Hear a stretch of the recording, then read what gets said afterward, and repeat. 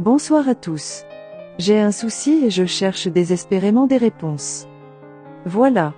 Il y a de cela quelque temps, souvent lors de nos disputes avec mon partenaire, je me mets à péter les plombs, à littéralement faire des crises de rage où je vais jusqu'à me faire du mal et à être hors de contrôle.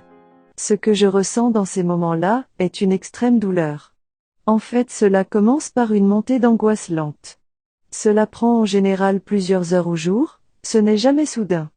Cela vient toujours de la même chose. Mon partenaire est assez critique à mon égard, et parfois pendant plusieurs heures, c'est assez répétitif. Par exemple, je reçois très souvent 5 à 6 reproches par heure ou plus en fonction de son humeur. Ce qui est trop pour moi. Au début, je supporte, parfois je réplique, parfois je laisse couler. En parallèle, j'essaye de faire des choses positives dans le foyer pour contrebalancer les reproches. Je me retrouve parfois à tout faire dans la maison de mon côté, je me concentre pour être le plus efficace possible. Quand je lui demande pourquoi il est comme ça, il me dit que c'est parce que j'argumente sans arrêt sur ce qu'il me dit. J'ai du mal à me taire quand il le faudrait, ça je l'admets. Je ne sais pas si c'est normal d'être aussi intolérante à la critique, car cela devient grave. J'en viens à faire de grosses crises dangereuses.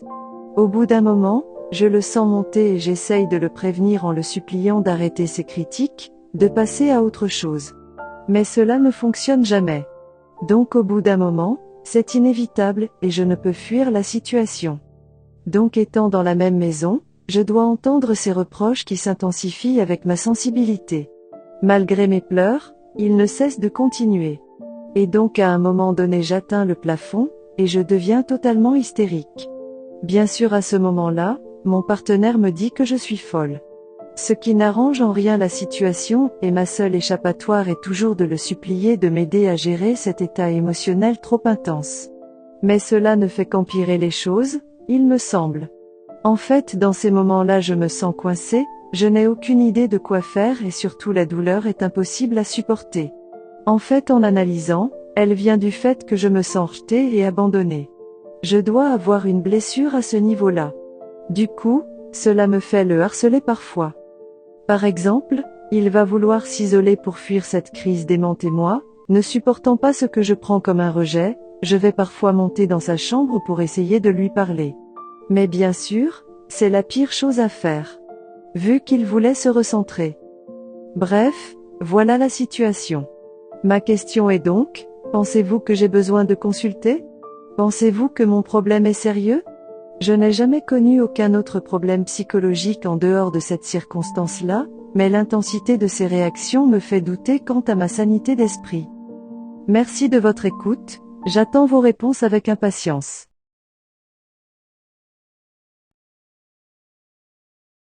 Bonsoir. Merci pour votre canal. J'aimerais ainsi passer par ce canal, dans mon récit pour demander pardon à ma bien-aimée. Je reconnais mon erreur et je souffre en silence. Ma femme et moi avions vécu durant 4 ans de concubinage où franchement elle m'a beaucoup soutenu. J'étais encore au chômage quand face au mépris de tous, seul Dieu et ma femme m'ont soutenu. Toutes les fois où j'étais fauché, c'est madame qui m'a soutenu avec son maigre salaire de secrétaire qu'elle gagnait. Je me rappelle encore que c'est elle qui m'a demandé de quitter la maison de mes parents afin de me bâtir, de devenir un homme avec grand H. Quand j'ai quitté ma grande famille pour prendre une maison en location, c'est madame qui la plupart des temps payait le loyer et me nourrissait. À un moment de ma vie, je pensais que le bon Dieu lui-même m'avait abandonné. Lorsque je me lamentais sur mon sort, c'est elle qui jeûnait et priait pour moi. Je ne peux pas citer tout ce qu'elle a fait pour moi. Face à ses encouragements, ses jeûnes et ses prières, j'ai réussi à obtenir un marché grâce au patron de mon épouse, je suis ingénieur en génie civil. Petit à petit, j'ai commencé à avoir un peu d'argent et toucher plus de marchés. C'est comme ça que j'ai décidé d'officialiser ma relation avec ma dulcinée. Cela fait 2 ans que nous sommes mariés. Sur le plan financier, aujourd'hui je remercie ma femme et le bon Dieu, car je parle en termes de millions maintenant. Mais pour dire vrai, aujourd'hui je ne suis pas heureux car j'ai tout, mais j'ai presque perdu l'amour de ma vie. Lorsque j'ai commencé à avoir l'argent, je ne calculais plus ma femme. Je découchais même souvent, car je trouvais que ma femme était des anciens temps. Franchement je ne la calculais plus. Je me souviens que ma femme m'avait plusieurs fois attrapé avec d'autres filles, mais elle m'a toujours pardonné jusqu'à ce jour où j'ai vraiment déconné. Je suis sorti ce jour sans elle, j'étais allé faire le show avec ma maîtresse. On a tellement bu que sous l'effet de l'alcool, j'ai ramené mon amante à la maison, madame s'est plainte et je l'ai frappée. Je regrette tellement car j'avais dépassé les limites. Le lendemain, ma femme a fait le ménage, la vaisselle et m'a dit qu'elle n'en pouvait plus, qu'elle a tout supporté, mais cette humiliation devant ma maîtresse, elle n'en pouvait plus. Qu'elle rentre chez ses parents, mais que si Dieu existe vraiment, que je vais payer tout le mal que je lui ai fait, et elle est rentrée chez ses parents. Une semaine plus tard, j'ai perdu un contrat de 26 millions de francs CFA. Et une semaine après également, j'ai perdu un autre contrat de 48 millions. Ma femme est partie il n'y a même pas 3 semaines et ma vie commence à basculer déjà.